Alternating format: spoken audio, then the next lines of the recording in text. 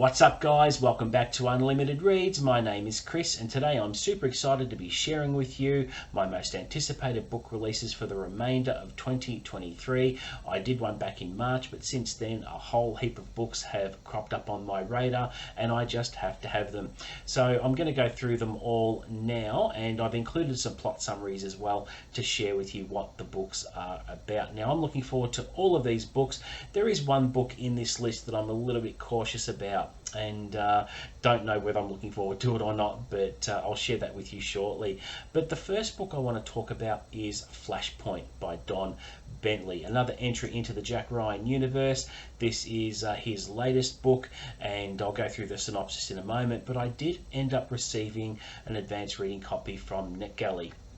And once I received it, I was pretty excited. I thought, great, I get to read it before everyone else.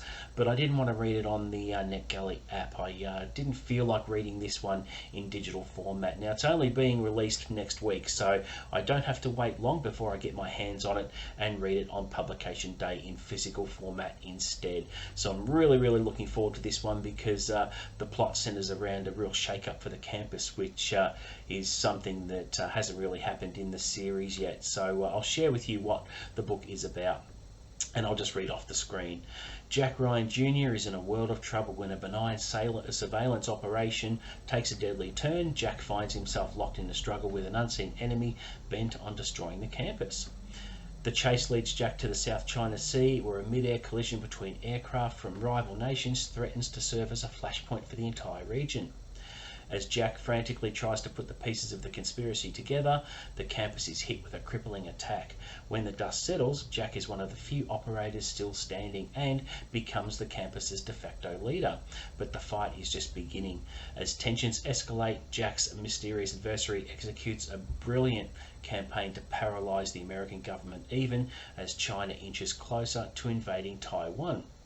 With the odds stacked against him and no help in sight, Jack and his shattered team must stop the world's two remaining superpowers from stumbling into war, even as the noose around the campus grows ever tighter. Every operation has a cost. So that just sounds really exciting to me. I'm really excited to see how Jack's character copes with I don't know if some campus members are going to die or what's going to happen. So it's pretty intriguing, and can't wait to actually read that next week. I'm going to stop everything and pick it up and mow through it, hopefully in 2 or 3 days. Now, the next book I want to talk about is another Jack Ryan Jr. book, again by Don Bentley. This one is being released in September. Now, this one is going to be a little bit different. Jack Ryan Jr. and the campus team perform operations offshore. So most of the books are focused on a locality not in the United States. And this book is going to be set in Texas, which is pretty different. So I really like what the authors are doing with the series lately. I mean, Mark Cameron did Red Winter late last year, and that was a prequel novel, and that was just incredible to read. So there's all new things happening within the series, and I think it's brilliant because it just changes things up a bit. It keeps things fresh and exciting, and I've never been more excited about a series like this one, and it does happen to be my favourite thriller series of all time. But I'll tell you what Weapons Grade is about. The quiet of a Texas night is shattered by the sounds of screeching brakes, crumping metal, and shockingly rapid gunfire. The auto accident Jack Ryan Jr. thought he witnessed turns out to be a professional hit. Jack may be even too late to save the victim, but he'll be damned if he's going to let the hitters escape justice. He's got just one lead, a meeting the victim was going to. When Jack shows up instead, he's drawn into the seedy underbelly of a small Texas town and the cold case of a college student who vanished from its streets. Jack is left with nothing but questions. Who wants it to look like the victim was drunk? Why does someone want an innocent witness killed? And most of all, what's a team of South African hitmen doing in the Lone Star State? His quest for answers will take Jack from a quiet Texas road to the middle of an international conspiracy and may just cost him his life. Sounds pretty intriguing, and September is not that far away, so I'm really looking forward to that. And I love how the books of this series are being published pretty close together, so there's no real long wait between books, and I really like that. Okay, now the next one I'm going to talk about is another Jack Ryan book. Isn't this great? This one's called Command and Control, and this is Mark Cameron's return to the series as a contributor since he wrote Red Winter. And I'm looking forward to this one as well because the focus is on President Jack Ryan, and I'll let you know what this one is about. President Jack Ryan travels to Colombia to support the president who is facing a challenge from autocratic forces. What seems like an ordinary opportunity to preach the values of democracy quickly turns into a nightmare when a full-blown military coup erupts. President Ryan and his Secret Service team are cut off and out of communication. In Washington, the Vice President is coordinating a military response, but there's still one more obstacle. The Russians recognise an opportunity when one presents itself. They've hired a private military contractor to do the unthinkable, use the cover of the coup to assassinate President Jack Ryan. Really excited about that. And it's interesting because Jack Ryan Sr. hasn't been to Colombia since Clear and Present Danger, where he went up against the drug cartels. So this one's going to be really good, and I can't wait to see how it pans out. Now this one is coming in December, which is a long wait, but yeah, I think the wait will be worth it because I've never been so happy with this series. It's just fresh, and there's, the more contributors to the series there are, the more books that get released, and that's a good thing. Okay, now the next one I want to talk about is one of my favourite series put out by James Patterson. I love this one, Detective Michael Bennett number 15. It's called Obsessed, and there's usually a book released every year, and I just look forward to it every time because I think over 15 books I've really developed a real good rapport with Detective Michael Bennett. He's just brilliant at how he solves his cases. So this one is about a killer is targeting young women in New York City and is obsessed with Michael Bennett's daughter. Michael Bennett is obsessed with keeping his family safe. New York City is obsessed with cracking the killer's code. You will be obsessed with this startling psychological thriller. So you can already see what's going to happen here if you have read the series before and you know Michael Bennett's character. If you come after one of his family, you've probably just signed your death warrant. So something like this where someone targets Michael Bennett's daughter is in a bit of trouble. So I can't wait to see how that one pans out. This one's being released in July, so again, it's not too far away, and I will mow through this one in probably a day, and it'll be a day one read for me. Again, everything gets put to the side and this book gets read. Alright, the next book I want to talk about is the one I'm slightly on the fence about, and that is After Death by Dean Koontz, which is being released in July. This one looks okay, but the last book, The House at the End of the World, I didn't finish. I got halfway through it and I was frustrated because nothing was happening. It just wasn't going anywhere, and it's very disappointing because I do like Dean Koontz as an author. He's one of my all-time favourites, but he has dropped the ball a couple of times with some recent books. But let's see what this one's about. Michael Mace, head of a security at a top secret research facility, opens his eyes in a makeshift morgue 24 hours following an event which everyone perished, including him and his best friend Shelby Shrewsbury.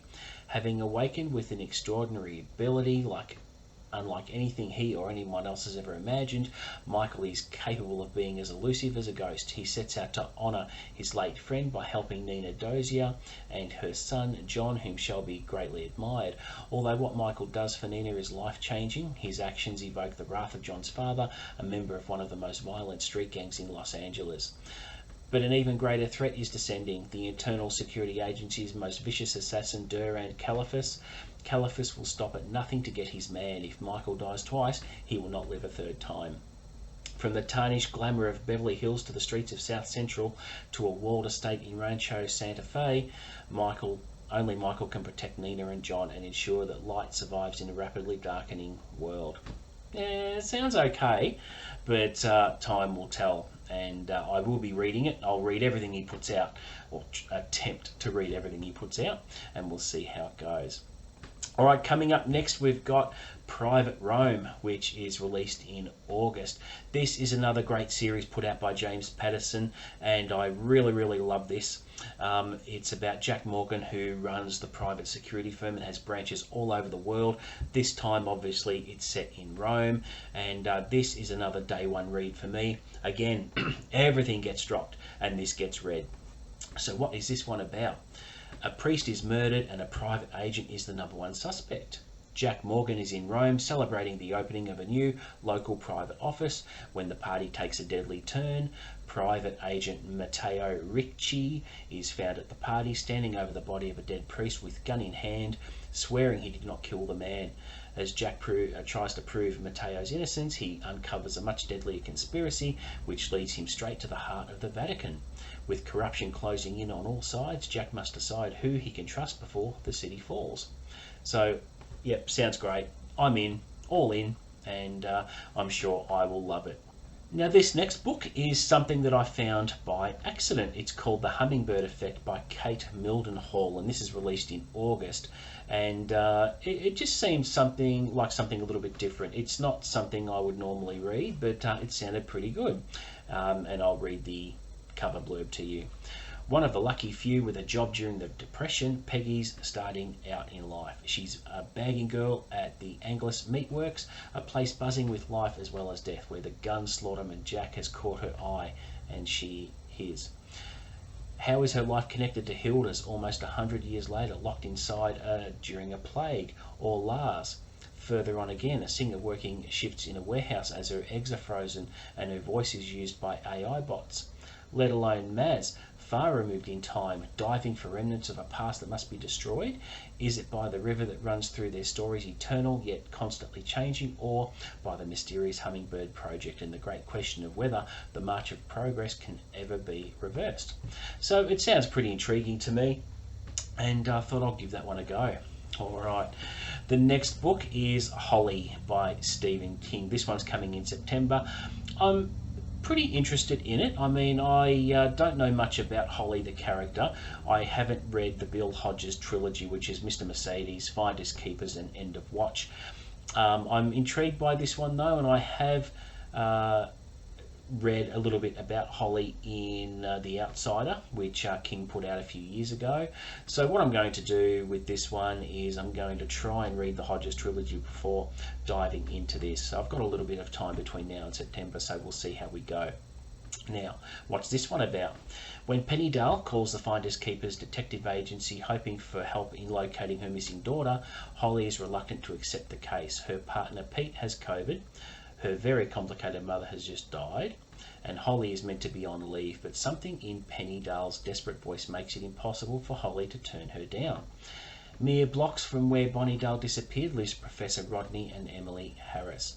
They are the picture of a bourgeois respectability, married octogenarians devoted to each other and semi-retired lifelong academics, but they are harbouring an unholy secret in the basement of their well-kept book-lined home, and may be related to Bonnie's disappearance, and it will prove nearly impossible to discover what they are up to. They are savvy, they are patient, and they are ruthless. So, sounds pretty cool.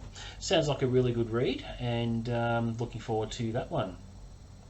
Now, the next one is called The Inmate by Sebastian Fitzek. This one's coming in September. I previously read The Passenger, which was a really good one, and he's written a few more, which I'll eventually get to one day. And this one, I'll go through this plot synopsis with you. Guido T has already confessed to 2 horrific child murders and led Berlin police to the bodies. The police are sure he is also the kidnapper and murderer of 6-year-old Max, who disappeared without a trace a year ago. But now the killer is staying silent. The investigators have no reliable evidence, so Max's parents have no certainty and are unable to say goodbye to their son. Everything changes when one investigator makes an unbelievable offer. He can have Max's father placed in the psychiatric prison hospital where Guido T is imprisoned as a fake patient. Max's father agrees. He plans to force a child killer into a confession because nothing is worse than uncertainty, or so he thinks, until he, as an inmate, learns the gruesome truth. So sounds like a really, really good thriller, and as I said, I like The Passenger, so looking forward to getting my hands on this one. The second last book I want to talk about is by an Australian thriller author who I love, and that is Matthew Riley with Mr. Einstein's Secretary. This is a standalone novel, and being released in October, I can't wait, and here's what it is about. All Hannah Fisher ever wanted to do was to study physics under the great Albert Einstein. But when, as a teenager in 1919, her life is suddenly turned upside down, she is catapulted into a new and extraordinary life as a scientist, a secretary, a sister, and a spy.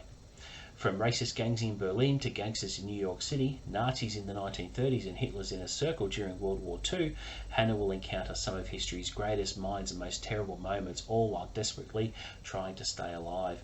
She is a most unique secretary, and she will work for many bosses, from shrewd businessmen to the vile Nazis to the greatest boss of them all, Mr. Albert Einstein. Spanning 40 years, this is a thrilling tale of a young woman propelled through history's most dangerous times, but read it carefully because all may not be as it seems. So it's obviously another historical novel. The previous historical novel that Matthew Riley wrote was The Tournament, which was all about chess in the Middle Ages, which was pretty cool as well. But this one, I'm really looking forward to it.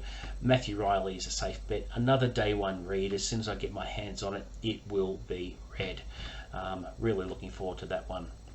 Okay, now the last book I want to talk about, which not much is known about, it's being released in November. It is the next Dirk Pitt adventure by Clive Cussler's son, Dirk Cussler, who has taken over the series as the writer.